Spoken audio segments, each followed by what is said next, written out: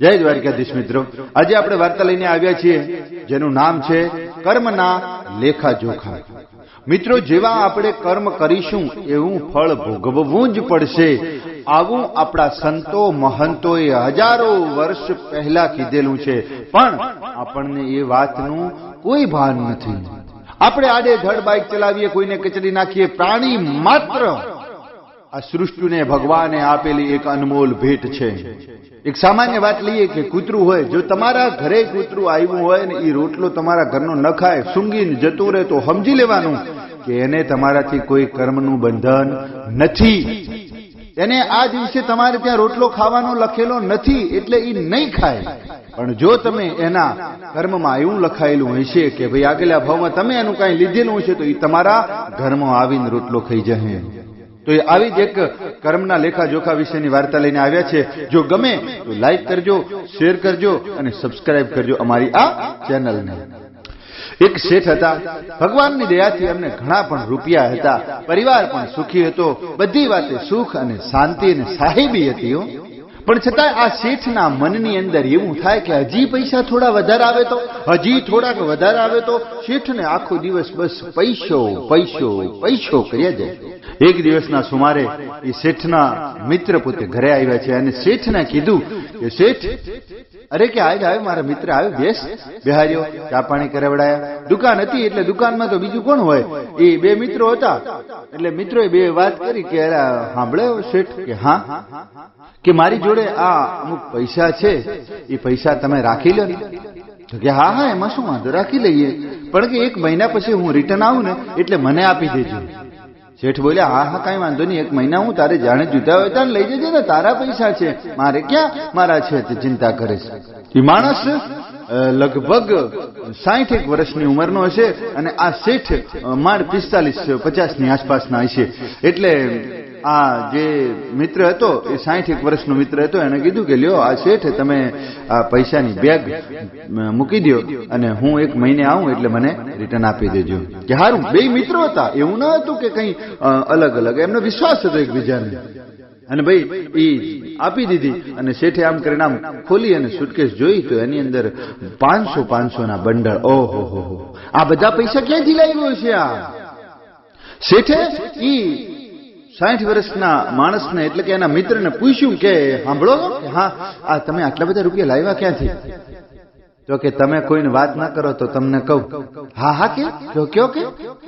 હું કે એક શહેરની અંદર ગયો તો અને ત્યાં એક શહેરની અંદર બસ સ્ટેન્ડ ઉપર મારી સુટકેસ મૂકી અને હું ગયો અને ત્યાં પછી છે ને પાછો આવ્યો એટલે મારી સુટકેસ નથી ને આ સુટકેસ હતી, મેં ઉઠાઈ લીધી। મને આમ થોડું વજન લાગ્યું એટલે મેં એ સુટકેસમાં છે ને આમ જોયું, એનામાં કોઈ લોક વાખેલું નતું, મારે કોઈ લોક વાખેલું નતું, એટલે મેં આમ કરીને આમ જોયું ને તો એમાં પૈસા હતા।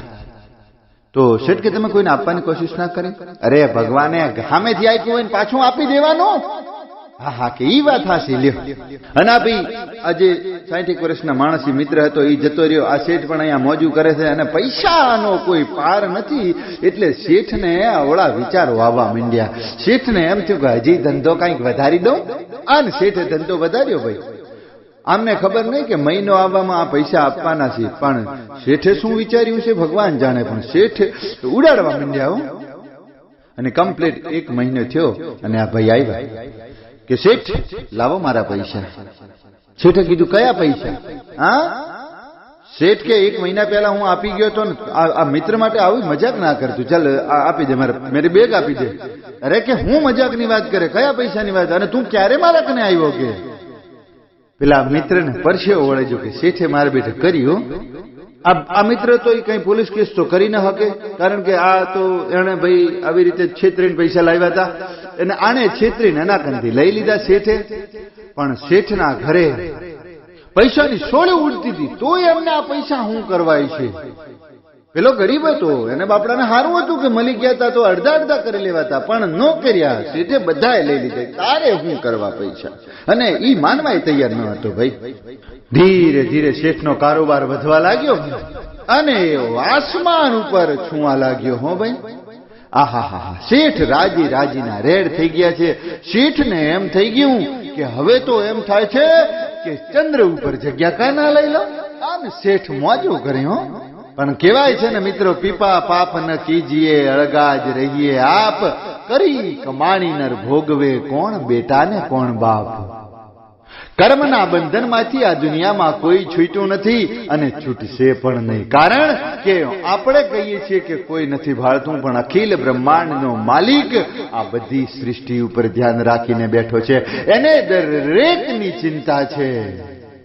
કીડીને કણ, કુંજરને મણ દેવા વાળો તો ઉપર વાળો બેઠો જ છે. એને આપણા કરતા વધુ ચિંતા છે. આપણે એમ સમજીએ કે મારી બાજુમાં એક ગરીબ માણસ રહે છે ને હાલો હું એને એક ટાઈમનું અનાજ પહોંચાડું, કે હાલો હું એને એક ટાઈમનું એમ કે ખાવાનું થોડું આપું, કે એને થોડાક પૈસા આપું, તો એ ના જતા. કારણ કે ગરીબ કરવા વાળા તમે કોણ? એ ગરીબ નથી, એ ધનવાન છે. કોઈ રૂપિયાથી ધનવાન હોય, કોઈ દિલથી ધનવાન હોય, કોઈ એની મજૂરીથી ધનવાન હોય. તમે વિચાર કરજો મિત્રો કે કોઈ પણ ગરીબ માણસને તમે એક નાનકડું એહસાન કરો એટલે ઈ તમારી પાછળ પાછળ બાપડો છે ને આખી જિંદગી કહી નાખે. હું વાત કરો મિત્રો, માટે તમને એમ કહેવામાં આવે છે કે ગરીબ સમજીએ ને કોઈની મદદ ન કરતા. કારણ કે એને ગરીબ કહેવા વાળા તમે કોણ? આજ કદાચ તમે એને આપ્યું, કાલે કોણે આપ્યું હતું? દેનાર તો અખિલ બ્રહ્માંડનો માલિક છે.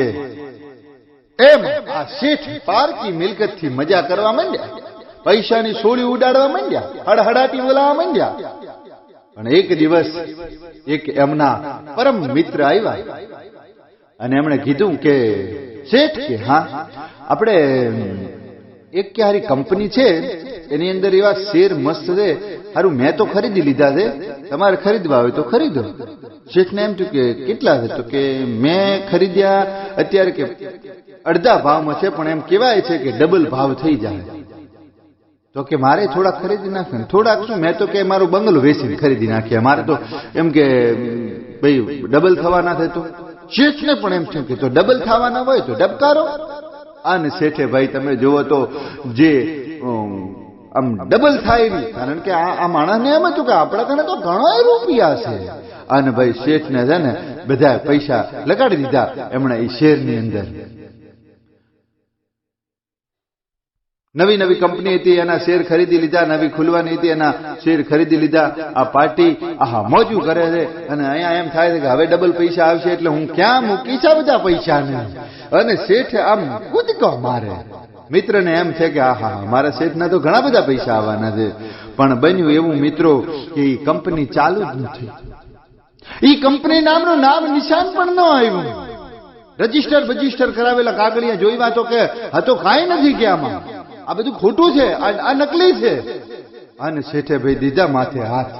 ઓહો, હવે અહીંયાથી શેઠના એક નોકરનો ફોન આવ્યો કે શેઠ કે હા આપણે હારું કે આ ફેર આ બાજુ બહુ જ ઘાટો થયો છે. બીજી કંપનીમાંથી શેઠનો ફોન આવતા શેઠ હતાશ થઈ ગયા. આજે શેઠ શહેરની દુનિયામાં બેઠા, એમને પોતાનું શહેર લેવા માટે એમને બહુ કાઠું હતું. એના મિત્રે કીધું કે તારે તો ક્યાં ચિંતા છે, તું શું કામ ચિંતા કરે, મારે બંગલો વેચાઈ ગયો, તારે તો બધું રેડી છે. તો કે ના ભાઈ ના, મારે બધું પતી ગયું. કે કાં? તો કે ત્યાંથી પેલી કંપનીમાં ખાડો આવ્યો, અહીંયા આ શેરમાં ખાડો આવ્યો, હવે હું ઊભો નહીં થઈ શકું. આને હતાશ જોઈએ ને એનો મિત્ર કે હાલ ભાઈ હું તને તારા ગામ પહોંચાડું, હાલ ભાઈ તને તારા ઘરે પહોંચાડી દઉં. અને ભાઈ શેઠને લઈ અને આવે છે. શેઠ બહુ ચિંતિત છે, શેઠને મગજ કાંઈ કામ કરતું નથી. શેઠાણીએ કીધું કે શું થયું શેઠ તમને? કાંઈ નહીં કે શેઠાણી, મારું જીવતર બધું વ્યર્થ થઈ ગયું. કે કેમ? આ કે આપણે હાવ કંગાળ થઈ ગયા, હવે આપણી કને કાંઈ નથી. કે આપણી કંપનીમાં નુકસાન આવ્યું, અહીંયા શેરમાં પૈસા બધા જતા રહ્યા, મને ખબર ન પડી. પેલો મિત્ર હતો એ તો જતો રહ્યો. અહીંયા શેઠ ને શેઠાણી આમ કલ્પાંત કરવા લાગ્યા છે.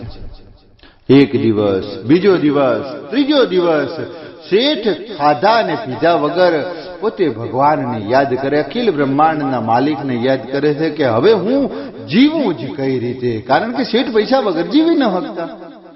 એટલે 3 દિવસના ઉપવાસ થયા અને ભગવાન અખિલ બ્રહ્માંડના માલિકને પણ એમ થયું કે એક વખત આનું ફરી પટોતરું કરવા જેવું છે. ત્રીજા દિવસે બપોરના 1 વાગ્યાના સમયે એક સાધુએ એના ઘરની અંદર દસ્તક દીધી. ચીપિયાનો અવાજ આવ્યો અને આ શેઠ ઊભા થઈ અને દરવાજો ખોલ્યો. આવો બાપા, આવો સાધુ બાપા. કાં શેઠ, આજે તમે આવ્યા? આમ તો કોઈ દિવસ તમે દરવાજો ન ખોલો, આપ તો શેઠ છો કે? અરે આવો આવો બાપા, આવો બેસો. સાધુને આસન આપવામાં આવ્યા છે અને કીધું કે તમે જમવાનું બનાવો, હું બાપજી જોડે બેઠો છું. બાપજી એના હામું જોઈને કહે છે કે ક્યાં શેઠ, શું તકલીફ છે? તો કે બાપુ, મારું જીવતર બધું હેળે ઘેર થઈ ગયું. કે કા? કે મને એક પઈ માટે આજે હું ભીખ માંગુ એવી હાલતનો થઈ ગયો. હું એક કરોડપતિ હતો, મારી જોડે જેને કોઈ આમ પૈસાની સોળી ઉડતી હતી, પણ આજ મારા ઘરમાં હું એક નોર્મલ જીવન જીવી શકું એવું, અને હું જીવી શકું નહીં નોર્મલ જીવન, કારણ કે હું પહેલેથી જ શેઠ રહ્યો છું. મારા બાપ દાદા વખતે અમે લોકો અમીરના અમીર હાલ્યા આવે છે. આ ભાવમાં આ મારા જ માટે શું એવું થયું કે મારે આજે આવું બધું નુકસાન આવ્યું? મને આવા વિચારો, અને મારી જ ભૂલ છે, પણ મને આવા વિચાર પણ કેમ આવ્યા? ત્યારે એ બાપજી બોલ્યા કે શેઠ, જીવનની અંદર એક વાત ધ્યાન રાખવું કે અનીતિનો 1 રૂપિયો તમારી નીતિના રૂપિયાને પણ લઈને જશે. કારણ કે જો પોદરો પડે તો એની હંગાથે ધૂળ પણ ઉપડે. જીવન તો અમે જીવીએ છીએ, તારા કરતા પણ હારું શેઠ, તારા કરતા પણ હારું અમે જીવીએ છીએ, પણ તને તારી અમીરીની, તારી આ રૂપિયાની જ પેલી પડી છે. ઈ તારો મિત્ર નહીં, તારો કાળ આવ્યો તો, તને ભરાવા માટે તારો કાળ આવ્યો તો કે આ શેર બજારનું કરી લે. બાકી તું કોઈ દિવસ આ શેર બજારમાં ન પડો, પણ તારો કાળ, તારો સમય, તારો સંજોગ આ બધા એક થઈ અને તને લૂંટવાની કોશિશ કરે શેઠ. કારણ કે તારા ઘરમાં અનીતિ આવ્યું, અનીતિ એક પણ આવ્યું તો સમજી લેજે કે ચારેય બાજુથી તને આમ વીણવા માટે બધી ચારેય બાજુની કાયનાત આવી જશે. શેઠ, આપણને એમ લાગે કે આપણે કોકનું લૂંટી લીધું, આપણે મજાથી જીવીશું, પણ શેઠ એ મજાથી જીવન નહીં જીવાય. સાધુ મહારાજ કહે શેઠ, ઈ તમારા નબળા ગ્રહની રાહ જોવે. જે દિવસે તમારો નબળો ગ્રહ એક છાપો પડ્યો અને તમારો નબળો ગ્રહ એક આવ્યો એટલે ચારેય બાજુ કાયનાત તને લેવા માટે, તારું અનીતિનું ઉપાડવા માટે તારા નીતિનું લઈ અને જાય, પછી એને શાંત થાય. આજે તને 3 દિવસ થયા છે કે તું કહે છે કે હું ખાવા નથી ખાતો, આમ નથી ખાતો. શેઠ, મારી જોડે તો કાંઈ નથી, લે આ થેલી છે, હું જીવું તારા કરતા હારું. ન્યા એ સાધુ બાબાએ ભજન ઉપાડ્યું કે જો સુખ મિલે રામ ભજન में, जो सुख मिले राम भजन में, वो सुख नहीं अमीरी में, मन लागो मेरो यार फकीरी में. શેઠ, અમે તો ફકીર છીએ, તારા જીવતરને જીવવા માટે તારે આ બોધપાઠ લેવો જરૂરી છે. બાકી તો તું પૈસા તો આમ તેમ કાળા ધોળા કરીને ફરી કમાઈ લઈશ, પણ જીવન નહીં કમાવી શકે શેઠ. અને આ હું તને એટલા માટે કહેવા આવ્યો છું, કારણ કે તારા બાપે મને ગુરુ કરેલા, અમે તારા કુળ ગુરુ છીએ એટલે અહીંયા આવ્યા. બાકી મારે તારા કને આવવાનો કોઈ મતલબ નથી. શેઠને વાત હાડો હાડ સમજાઈ ગઈ. શેઠને એમ થઈ ગયું કે ઓહો, જીવન હું ક્યાં જીવતો હતો? હું તો જીવન નહીં પણ એક મૃતક જીવતો હતો. આજ મારે જીવવાનો પ્રયાસ આવ્યો. અને શેઠાણીને કીધું, શેઠાણી કે હા, હવે તમે જતા રહો દીકરા જોડે અને હું જતો રહું સંત જોડે. મારે હવે સંતની સેવા કરવી અને મારે જિંદગી એમને કાઢવી. હવે મારે મારું જીવન વેડફવું નથી, હવે મારે મારું જીવન નથી વેડફવું. શેઠાણી, તમે જતા રહો તમારા દીકરાના જોડે. શેઠાણી કે તો પછી હું તમારી જોડે આવું ને, કારણ કે શેઠાણી સંસ્કારી હતી. શેઠાણી શેઠ કરતા પણ સમજદાર હતી. શેઠાણી એમ કીધું કે આપણે બ્રહ્મચારી નથી, આપણે આ મહંતોની સંગમાં આપણે ન જઈ શકીએ, પણ આપણે અલગથી એક વનવાસમાં એક આશ્રમ ખોલીએ અને જ્યાં આપણે ગરીબ ગરબોની સેવા કરીએ.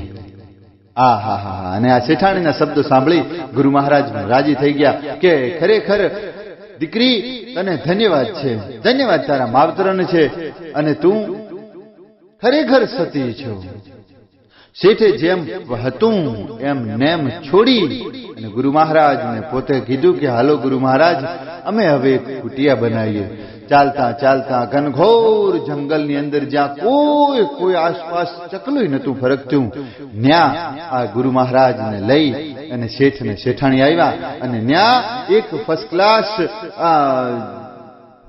ઝૂંપડી બનાવી અને એ ઝૂંપડી બનાવી, બાજુમાં બીજી ઝૂંપડી બનાવી અને આખામાં બધે છે ને પેરો નાખી દીધો, બધે લાકડાની વાડ કરી દીધી અને મસ્ત એક આશ્રમ બનાવ્યો. ગુરુ મહારાજ એક દિવસ રોકાયા, 2 દિવસ રોકાયા. ગુરુ મહારાજ ને આ શેઠ કહે છે કે ગુરુ મહારાજ, મારી આ કુટિયામાં કોઈ આવતું કેમ નથી? આ તો અમે તમને રોકી રાખીએ, બાકી કોઈ નહીં આવે. ત્યારે સાધુ મહારાજે કીધું કે કોઈ પણ વસ્તુ કરતા પહેલા તમારે તમારા મન એક કરવા પડે, તમારે એનું કથન કરવું પડે, તમારે એનો ભોગ દેવો પડે. શેઠ આ વાતને હવે તો બરોબર પામી ગયા હતા. એમણે ગુરુ મહારાજને કીધું કે હવે હું બધી વાત સમજી ગયો છું અને ગુરુ મહારાજ પણ કીધું કે હાલ હવે હું જાઉં છું અને તું તારે અહીંયા તારું જીવન વ્યતીત કરી જા. આ 2 જણ બસ ફળ અને પાંદ ખાય છે, પેલું અનાજ નહીં, ફળ અને પાંદ ખાઈ દિવસો વિચાવે છે. અને ગુરુ મહારાજ કે સંતને ચોક દૂર દૂર સુધી અને આમ ભાળ મળે એટલે લઈ અને પોતાને ત્યાં આવે છે. શેઠ ને શેઠાણી એવાને નવડાવી, એના પગ પખાળે, એમને ખૂબ સેવા કરે છે. અને આ સેવા કરી અને શેઠ અને શેઠાણી આખરે એ લોકો વૈકુંઠને પ્રાપ્ત થયા. બોલો મિત્રો, આ વાર્તા તમને કેવી લાગી?